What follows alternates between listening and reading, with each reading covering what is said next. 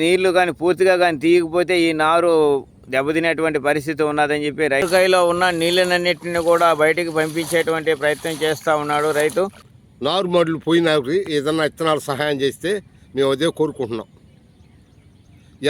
ఈ ఎల్లవ తగ్గేటప్పుడు కనీసం వారం పడుతుంది. దుక్కుగాడి దున్నుకోలేము. ఈ నారు ఇంతటితో వస్తుందా రాదనేది కూడా తెలియదు. మళ్ళీ ఏమాత్రం చినుకులు పడ్డాయనుకో మేము ఇళ్లలో నుంచి పరిగిస్తూ వచ్చి మడవలు కట్టలేము. అవి బకెట్తో పోసుకోవటమా లేకుంటే ఆ నారుని కొద్దిగా కాపాడుకోవటమా, పోతే మళ్ళీ దున్ని మళ్ళీ పోసుకోవటమా.